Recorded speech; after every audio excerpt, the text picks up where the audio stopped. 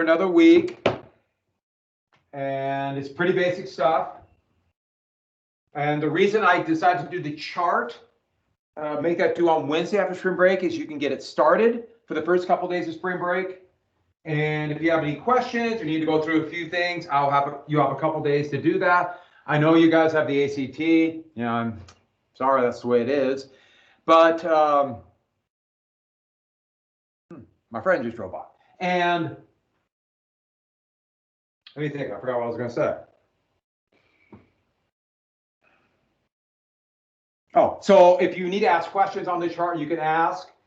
In fact, I might even give you Monday at lunch. If anybody wants to come in, I'll answer any questions on that. So I'll take a little bit of my time to help you out with that. Also, the map, and I did add a short video, 40-minute video. It's great from this fantastic series called World War II in Color, called The Gathering Storm, a good update about the events leading the war.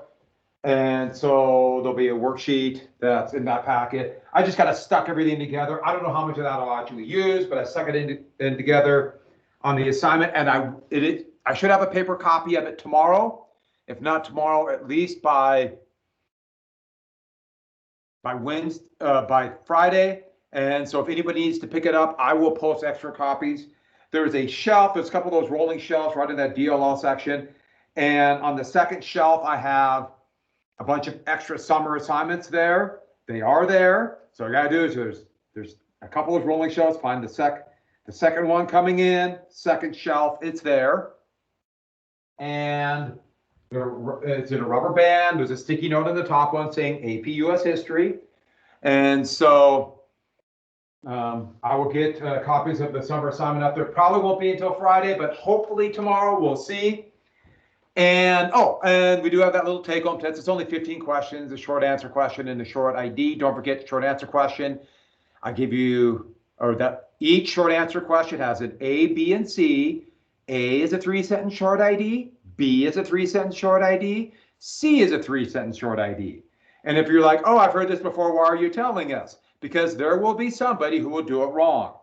And I'm just wondering who it will be. Look around in your virtual world. Okay, so with that, let's go ahead then and get started. Oh, I didn't quite finish Trickle Down as I had hoped. So the test did drop last night, but I'm giving, I decided to make it due on Friday. There should be more than enough time. I can't imagine it'll take you much time at all to get this done. I gave you, you have to Trickle Down Economics for the short ID. And we just did it. We're just finishing in class. So this has been posted up here. Fourth period, I didn't quite get to all of this. Andrew Mellon was the Secretary of the Treasury for all 3 Republican presidents of the 1920s. And his whole thing is, the market, AKA survival of the fittest, social Darwinism is sorted out. And the whole goal is to funnel money to the wealthy. With the idea is the wealthy will invest it in business and production, but they might also speculate or buy gold-gilded toilet seats. There's no restriction on what they do. All the incentives are going to be to invest or to buy stock and speculate. There'll be virtually no incentives to build factories, but that was the goal. Huge tax cuts, 73% down to 25%. So that's Mellon. So let's look at the engine of trickle-down economics, and I'm off the camera. Here we go. Let me get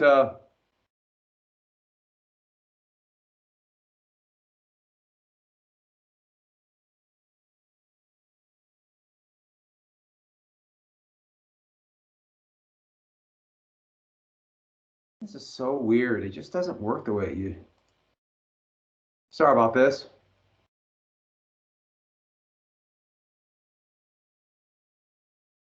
Everybody give me 1 sec. I don't know why this doesn't, whatever. So I won't have the pointer because I can't get it to do that.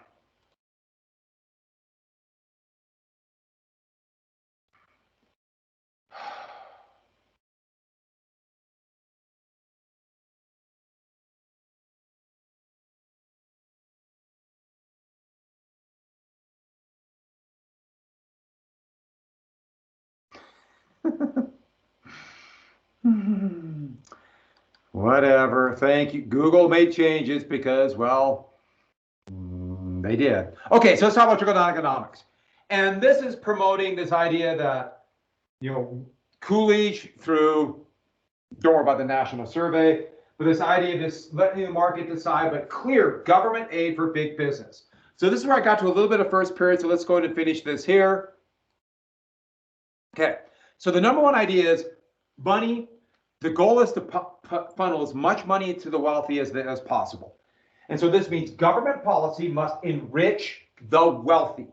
If the wealthy have more money, they're smart enough to make all the rational decisions. You can't give money to regular people or working people because they will drink it away or waste it or have frivolous spending, or they'll quit working because they're lazy. Rich people are rich because they work harder, and frankly, in this concept, they are morally better. I got to be clear about it. Trickle-down economics should sound exactly like social Darwinism. So, put money in their hands. How? Through government action. Now, first period, I originally went through and decided to list all the government action. I changed my mind. I thought that's too. We will come back to all the government action. Let's get to the basic idea of the engine first. So, money in their hands. And what would they do with that money?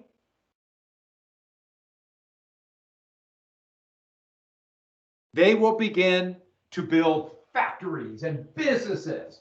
Production will go up. In economics terms, this is supply. So we're helping the suppliers. We'll funnel money to the hands of the wealthy. They'll build factories, hire workers, and production will go up dramatically. And once again, that gets back to the argument that it's not going to be somebody who is homeless will build a factory. The person who will build a factory is already built and they know what to do. And so with that, unemployment will boom. And so what that means is there'll be more workers hired to build these new factories. And also you have workers with money in their hands, production will go up, and that will create demand. And my very bad arrow there, because I had to do it by hand, I think it's pretty good. And that will put more money in the hands of wealthy. That is the engine of trickle-down economics. That is the engine. And the whole idea is this nice sound system. We don't have to worry about poor people. In fact, helping people who are unemployed or working poor or immigrants or anything like that, if you help them, it'll hurt the system because it'll take away money that is needed for investment. And so it's a pretty nice, simple system. We could just focus all government action on a tiny, narrow few, and then the money will trickle down. The money will trickle down. And trickle down is going to get bad connotations because of that whole Great Depression thing. So by the 1970s, this is going to be called Supply-Side Economics. And this is the essence of conservative economics. And the whole idea is supply creates demand. So all you have to do is put money into wealthy people's hands, and they will build factories, and that will get to the workers. Demand. And this will fuel the economic engine of the United States. And so this is obviously opposite than, or this is the basic of conservative economics. Conservative economics, liberal economics, you can imagine, would be demand creates supply. And I should be very clear, since 1980, the United States has been basically conservative. They have done supply-side economics. In fact, every American president through today has been basically conservative economically. President Biden right now is probably a little bit more going away from conservative economics more than any president since probably Lyndon Johnson. Maybe a little bit Carter, but Carter was conservative too. But Reagan, the first Bush, Clinton, Bush, Obama, and Trump have all believed in conservative economics. Different degrees of it.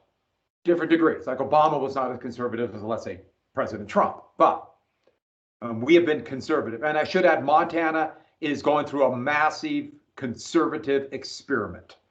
And we should look to see what happens in Montana. If you want to, use the Google and look at a state called Kansas. Montana is trying to do a mini version of what Kansas did about a decade ago. And well, if you look at what happened in Kansas, you should sleep well tonight. So moving on. So what is the government action? The government action is basically this. The whole goal is to cut wages. Like I told you first period, I changed it just a little bit. It's to drop wages. There are other things in this than drop wages, but everything is designed if we can keep wages low, That will fuel economic growth. Because all companies need, all they're saying is if wages were low enough, companies would hire workers. So basically, we just give them money, keep wages low, they'll hire workers. Now, I think you might see a problem. Let's go back. If the whole idea is to trickle down money to get demand, and yet the whole goal of the program is to keep wages low, do you see a hole? Every policy has a hole. There's going to be issues. That is what we call a massive hole. So let's get to it. First off, tax cuts. 2 massive tax cuts geared to the rich, that is called regressive. So 2 in the 1920s happened under both engineered by Andrew Mellon, massive tax cuts. And the whole goal of that was to put pump money to the hands of the wealthy, and they will use that money to build factories and hire workers and lead to general economic prosperity. Does that happen? Well, we'll have some historical examples to show what happens, but that is the belief. At least that is what they say is the belief. Got to be very clear about something. Just because somebody says they believe it doesn't mean they actually believe it. So I'm telling you what they say they believe. I am always very critical of things like that. We should add, in your lifetime, right before you were born, there was a massive tax cut for the very wealthy, and then under President Trump, an unprecedented tax cut for the very wealthy. You have to go back to Reagan. In the state of Montana, they're doing tax cuts geared specifically for the very wealthy right now. People like the governor. Next, anti-regulation. And anti-regulation is no antitrust. That's monopolies. Hey, you build a monopoly, those that have it, they can accumulate vast amounts of wealth. If you don't believe me, look at the monopolists, how they're doing today, like Bill Gates or Jeff Bezos. Next, no regulation of the stock market. So allow unbridled speculation. Why? If you allow for this speculation, and that includes real estate, but stock market's the big one that the government could have more control. If there's no regulation of the stock market, that'll allow for the accumulation of unprecedented profits. Next, no regulation in workers or quality of goods. So like no child labor laws, no worker safety laws, no minimum wage, no laws to have a more safer workplace. And today, another regulation that kind of fits in that would be no environmental laws. If you believe in conservative economics, you do not want environmental laws. So for example, Montana is, right now there's a law to gut environmental laws. You would think that's a good thing. Next, anti-union. Anti-union, the Red Scares, for example, unions raise wages. Raise wages takes money out of the hands of the wealthy. Now, it's pretty clear that union workers are probably a little bit more productive, but that's another story. Next, no safety net. Now, this is something the United States has never had. Other countries had it, especially countries like Germany, when they realized we got to do something about workers who are unemployed or they'll rebel. But a safety net is to do something for people in bad times. Or another way to look at it is to make sure there is some kind of minimum. We're not going to let people drop below a certain amount of pay or healthcare or services, especially in bad economic times. So one of the biggie is those who believe in conservative economics hate old age pensions, which we call in the United States Social Security. And, for example, President Trump, 3 of his 4 budgets were to cut Social Security. And you always hear, Social Security is going broke, we got to cut it. Now, this is an old age pension that was passed during the New Deal. And we'll talk more about that. Next, I should add, we'll get to it. No aid for the poor. So if people are unemployed, if they don't have a lot of money, no welfare. It's called welfare, but there's welfare. Welfare just means direct government aid. So there's welfare for rich people, welfare for poor people. They don't mind the welfare for rich people. They don't want the health welfare for poor. And next, no unemployment insurance. Unemployment insurance, if you're laid off, it is something all workers or we all pay into, employers and employees, with the idea being if you're laid off, you get a portion of your salary that will go to pay it back. It's usually like getting from 25% to 40% of your salary. And today in modern eras, that would include something like if you're conservative, you want no healthcare insurance for people, no national health insurance. or aid for education, like no aid for college, or very little aid for the high college expenses. All these things. Why? All of these will create desperate workers. And desperate workers will get lower wages. I mean, if you're worried that you have to, if you retire, you're going to be dead broke and a burden on your children, you're probably going to take whatever job you have. If you know that if you lose your job and there's no help for you if you lose your job, you'll take any pay they have. Today, the biggie is healthcare. If workers know that they'll lose their healthcare if they lose their job, they'll accept the worst job at bad job at lower pay. And this is a big burden on workers. I mean, I just think about it myself personally. Having no healthcare, that's about $1,000 a month that I don't get paid. It goes to healthcare. But that also means I can't really change jobs. I'm old. I need the healthcare. So all of these create desperate workers, which lowers wages. Well, that's the plan. So remember when I showed you the inequality of wealth and showed you that workers' wages, in fact, for 93% of workers, their wages were gone down? That was conscious government policy to wages to go down. I mean, there's a reason why wages have been stagnant since 1980. That is conscious government policy today, to this day. Like I said, it might be changing, and you could argue if that's a good thing or bad thing, but that's your political point of view. What were the results?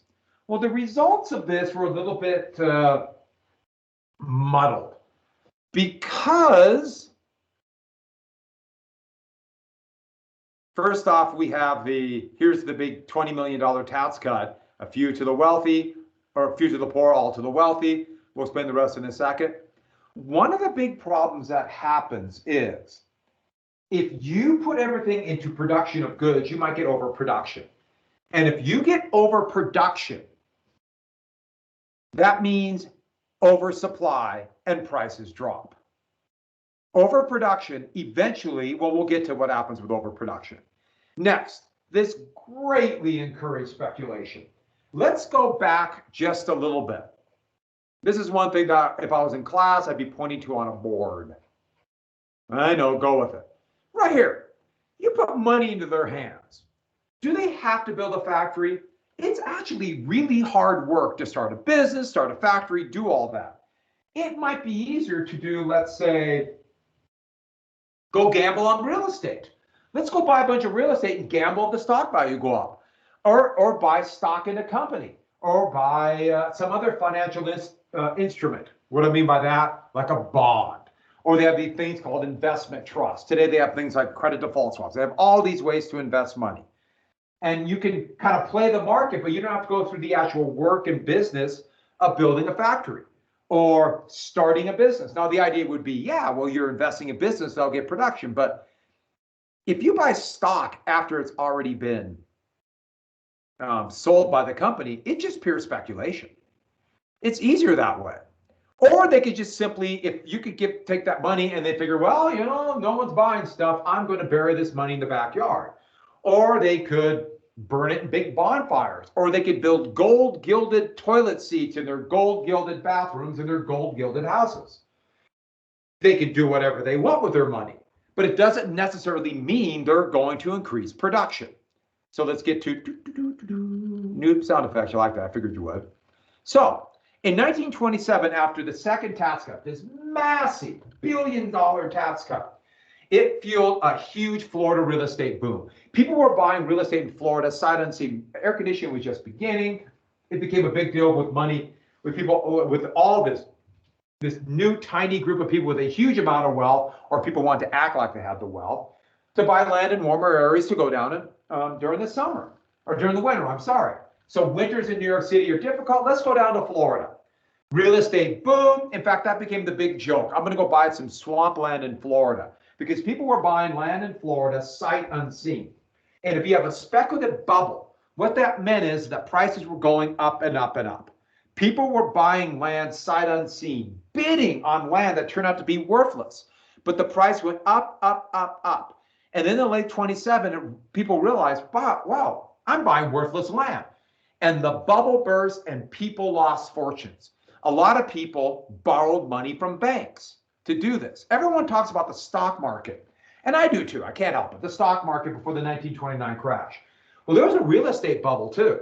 And this should be familiar. In your lifetime, you were young, but in your lifetime, the real estate bubble that exploded in 2007 brought down the entire world economy and almost led to the end of the worldwide financial system. It was literally that close. Hair on fire, panic.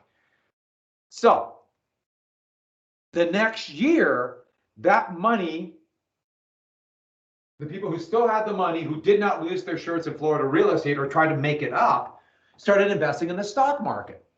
And the big thing was, started investing in the stock market. That's going to feel the stock market boom. Same deal. And what this is going to lead to also is a massive inequality of wealth. Remember I talked about how the richest 1% by 1929 had about 51% of the wealth. Remember, that's really hard to figure out, but they just look at it this way. They had an unbelievably large amount of wealth.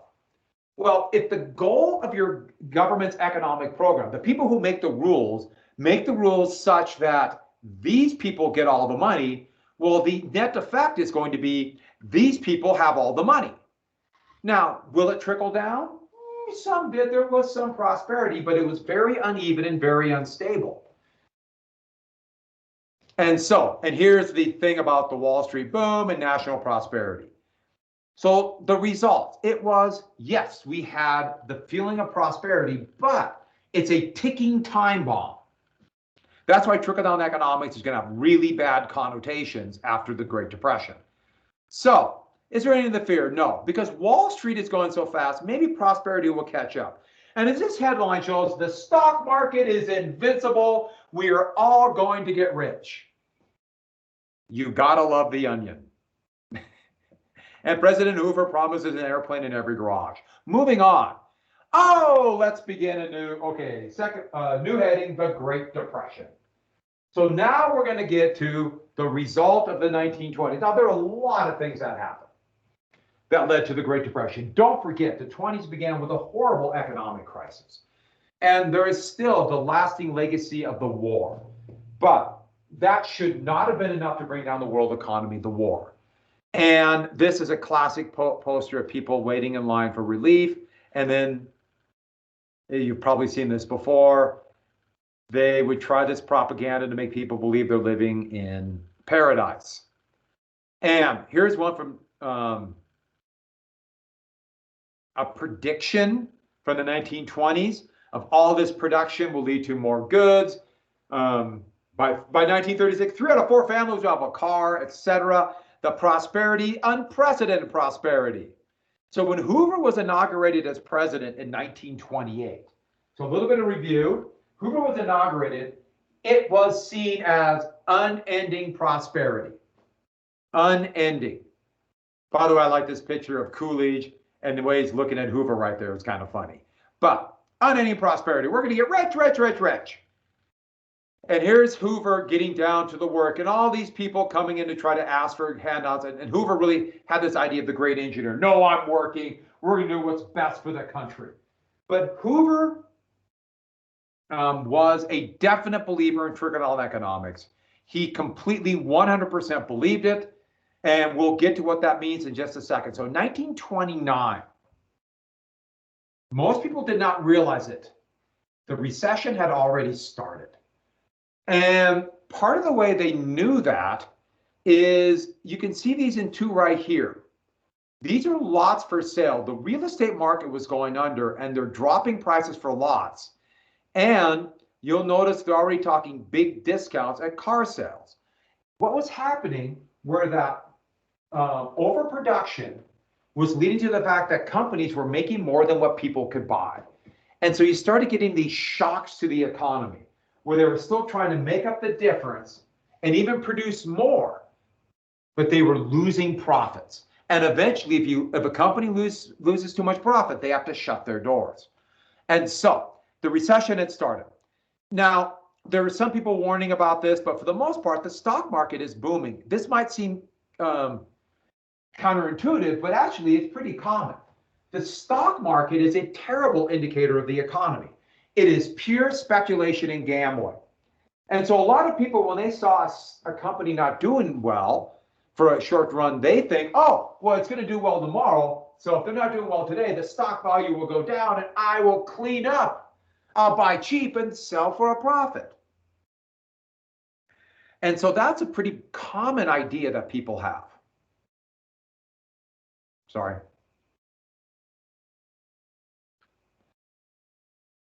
A bunch of birds flew by. I had to look, see what they were.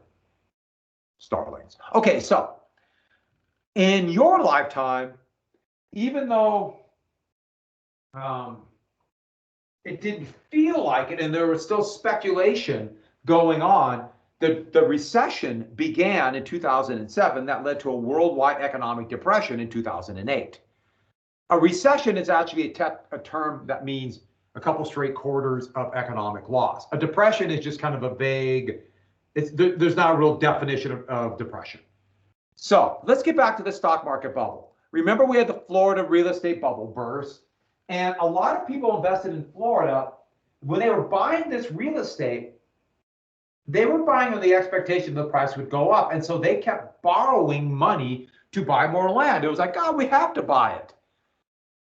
By the way, here's a classic example of the Florida boom biting the public, which, by the way, it's just a tiny, narrow percentage of people. And here now we have the bull market. Is it going to run the public over again, as it turned out? Yeah. But here's the thing. If Florida real estate values tanked, those who borrowed the money could not pay back their debt. And so banks began to shut their doors. And there was already a banking crisis of small banks in rural areas. But that would later lead to directly the stock market boom. Now, the stock market boom, same deal. If people started losing money, well, two things happened. First one, the ones in Florida who sold out before the bubble burst, they had this big largesse and thought they were geniuses. For the most part, they lucked out. And so what did they do? They said, I know exactly how to speculate. And they started buying stocks. And that fueled demand in stock. Or people lost their money. And they think, oh, I lost so much money in the Florida real estate. What am I going to do? Oh, I'll invest in the stock market to make up the difference. So you have people trying to make up their losses or thinking they're a genius. And banks push this speculation. They pushed it. That's a thing about how much money people can lose in the stock market we're about right now. Banks pushed it. Why did banks push it? You think, why would banks push it? They might lose money. Well, twofold. First off, banks lost a lot of money in the Florida real estate boom. So they want to make it up by charging interest on people buying stocks on margin. But also, banks, don't think of them in terms as bank as a person. Don't think in terms of like there's a this mom and pa running a little store that just happened to be a multi-million-dollar investment bank. No, banks are big corporations. And so, yeah, sure, the corporation might try to encourage more speculation so they can make back interest. But the people who work at the corporation, they just want their money. And so if a bank loans money, those who do it get fees. Even if the corporation goes under, they still get money. Remember, the corporation is an entity. It's hard to do, but try to get out of the mindset of thinking that business is really just an individual, a person starting a little factory, a lawn mowing business or something. That's a tiny percentage of the real money that go in the economy. It's corporations. And this is going to encourage vast amounts of debt. Because even people with money, if stock values go up, they think it's going to go up forever. Let's make money. Let's keep getting rich. And so let's look at the crash. Now, the Dow Jones Industrial Average is a very crude measure of the stock market. A very crude measure. Oops, everybody, have patience. I have to do something very quickly. Somebody I have to respond to now. Okay, the Dow Jones Industrial Average is just simply a ratio. So they have a formula where they put in the number of stocks sold, bought and sold, and the value of the number of stocks sold of the 30 largest, or at least more dynamic corporations on the stock exchange. So that means any company that's actively trading their stock, or of these 30 companies. So it's just it's not even a snapshot. It's just a look at how the 30 biggest companies are doing, with the idea being that if those 30 are doing well, most stocks would do well too. And the amount of money in the stock market fluctuates dramatically. And then there were millions of stocks sold. Today, there are billions of stocks sold. And so remember, this is just a ratio. There's been a lot of inflation, so don't read a lot into this number. You know, the height of the stock market, you'll notice, is September 1929, and the recession has already been going on. The economy is beginning to crash, yet people are still thinking we could get rich. Stock values, you know, companies are they ready to boom again, and let's try to get rich. So 381 is a ratio. Today, the Dow Jones Industrial Average is, where is it at? About 32,711. So don't think, oh my goodness, it's a ratio. And so values are lower because there's been a lot of inflation. So let's get to what that is. In September 1929, companies were already saying that profits were dropping, but here's the deal. There were no real clear laws, especially federal laws, on what companies could report. So companies were lying about the profits. And some people thought that they were rigging the market. And so even though profits are dropping, people did not realize the extent of the drop. It's one of the big New Deal reforms would be that companies had to give out actual revenue data, even though they do get around it or it's not always enforced. So in October 1929, you might see it right here. There was already a mini crash. Where's my mouse? A mini crash right here in August, and one here. But then this last boom, the crash, prices drop. People thought, oh, jump in and buy now. Stock values will go up, and they pushed it up to here. And then there was a crash. A couple little crashes here in September, but in October 24th, Thursday, stock values tumbled. And what happened is people started selling stock, and that started fueling a panic. But it started midday, and so when the stock exchange closed, the panic did not happen. Then there was a 3-day, they called it a bank holiday. So the stock market would not open again until Monday.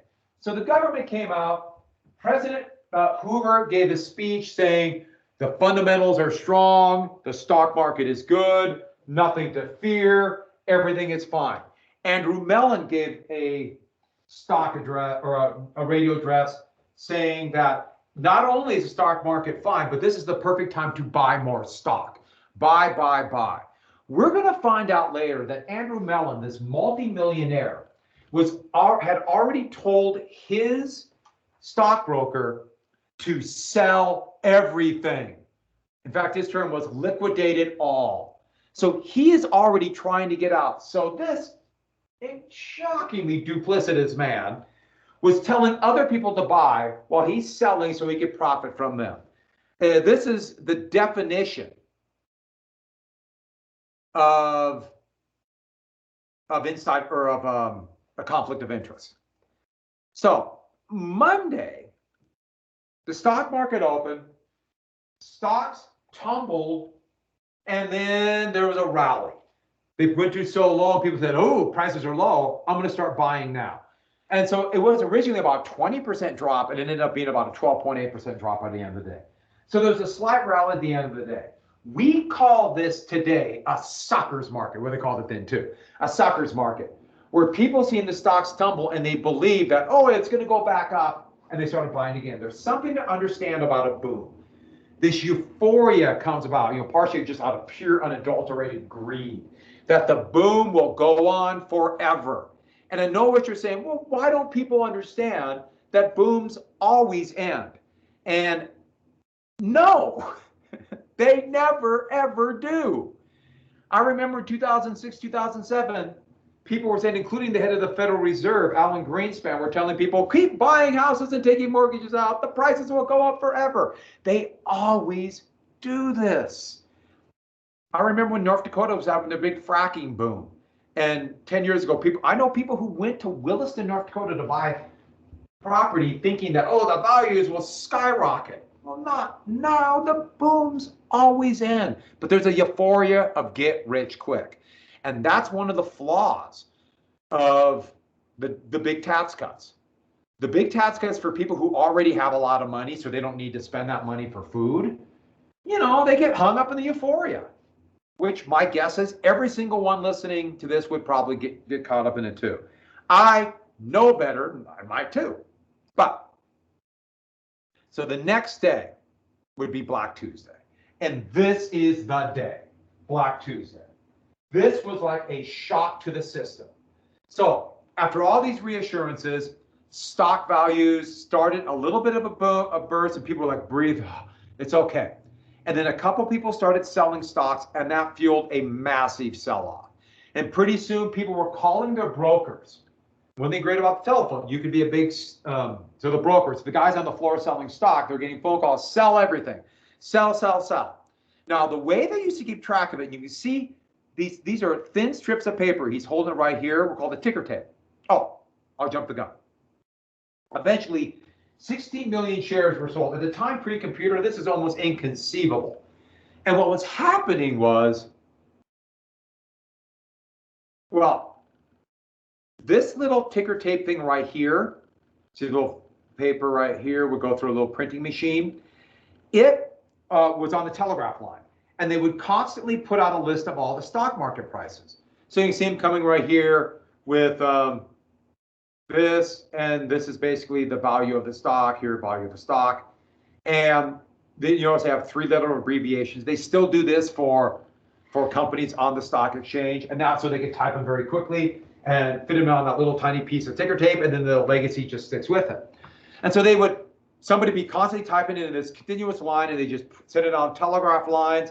They'd pick it up and print it on this little sheet of paper. So you could go through, you have to go through A through Z, all the stock, and then start over again. And so these people are back away from the stock market. So they're in their offices and they're looking at the ticker tape. And they would see this, and all of a sudden they realize, oh, stock values were gone.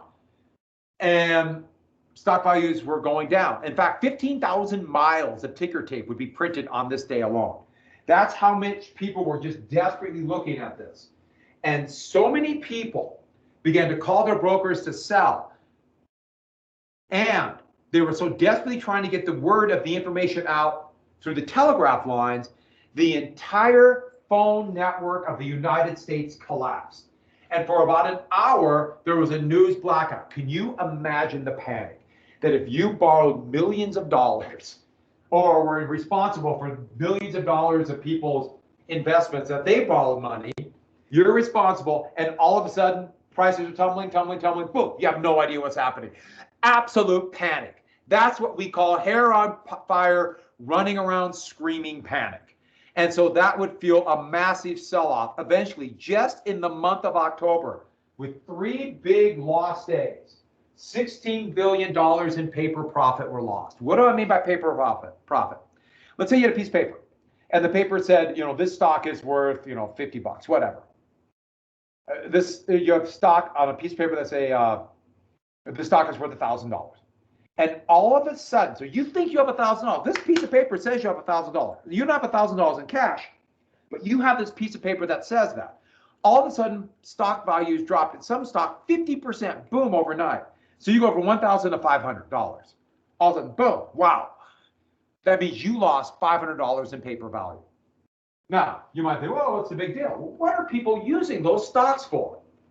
They're using them for collateral. They're using them to buy other stock. They are selling them. They're chopping the stock up in pieces and selling them to various things. You would not believe all the financial instruments they have. And so this shows outside the stock market, and you see a lot of pictures of this, of just the panic, where people had either money in the stock market or curates just kind of come down and stood out there. And In your lifetime, you would have saw in 2009, March of this last year, 2020, there was a stock market crash like that. By the way, ticker tape. So you have these long strings of ticker tape. I should show you one thing, a phenomenon that still happens called ticker tape parades in New York City. And so here's Amelia Earhart and going down Fifth Avenue, New York City. And this parade, they would save these boxes, see the long strings of paper of ticker tape, and the whole thing was get on top of the high of the skyscrapers in New York City and dump the ticker tape on. Right here is John Glenn, the first American to orbit the Earth, and you can see long strings. Now, they don't use ticker tape anymore, but when they do have a parade, I'm trying to think of the last real ticker tape parade. It's been a few years, but they make it now. They just make long pieces of paper because it became a tradition. So that's a ticker tape parade. So here's two pictures of the stock market boom, and here is hurrah for the boom. I want to buy stocks will never go down. So this is from 1929. Everything has gone to smash. Lost everything. I'm going to sell for whatever I could get. And the problem when everyone sells at the same time, prices tumble altogether. And this will also affect stocks that you don't have, or that don't have, or aren't losing money.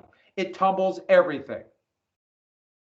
So here's the 16 million stocks lost. Here they try to say, oh, there's a rally, yay. No, there was no rally. It continued to drop. The stock value decline was incredible.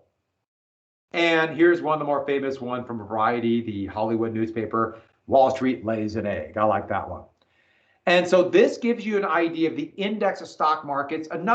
This is a more general value of the stock prices.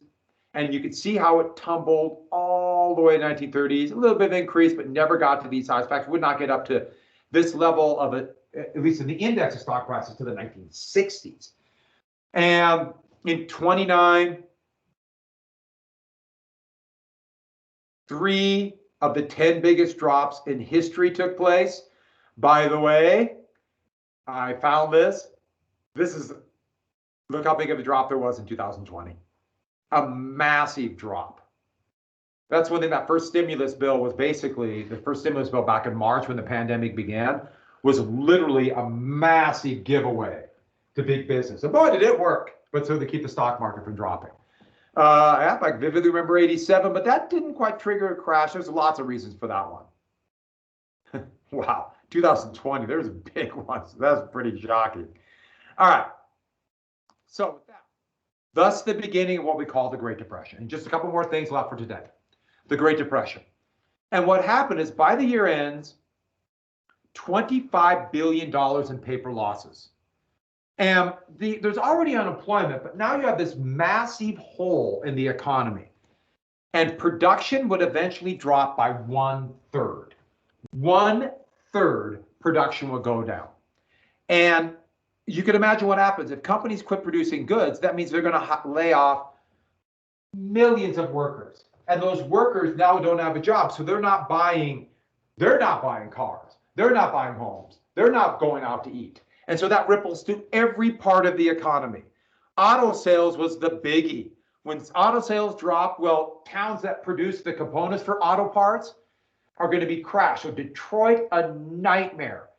And then, for example, all those industrial towns of Indiana, Illinois, and especially Ohio, hammered. By 1932, the gross domestic product was down by 1/3. That means the economy contracted by 1/3. The gross domestic product, that is the sum of all goods and services produced in the United States. Here's a graph in $2,000.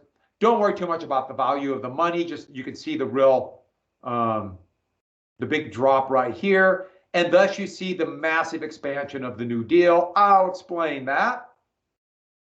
The money supply dropped by 1/3. Now, what it means is not that there's 1/3 less money. What happened is people who had money didn't spend it. Why would you ever spend money today if tomorrow might be worse? People hoarded money. People with wealth, they could spend it. Henry Ford shut down, literally shut down the Ford company in 1930. Just shut it down. Now, he did give his son Etzel $1 million in gold the same year, so he was not short of money. But why would anybody produce goods if there's no one to buy? Once again, think about trickle-down economics right there. 9,000 banks shut their doors. Gone. And this would be a crisis because people who had their savings in banks, they put their savings in there. If that bank shut their doors, that savings was gone. Poof.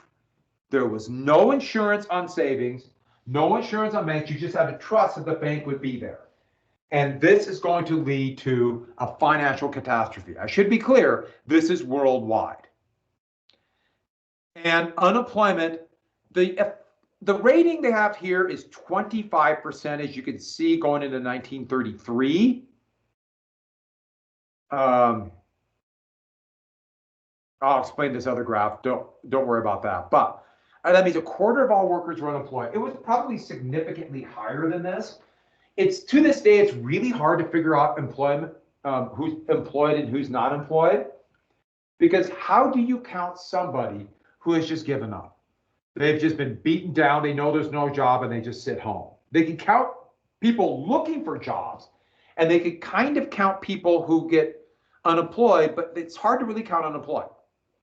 And so today the official unemployment rate is about 6.3%, but actually the people who quit looking for work or unemployed is closer to 10% today.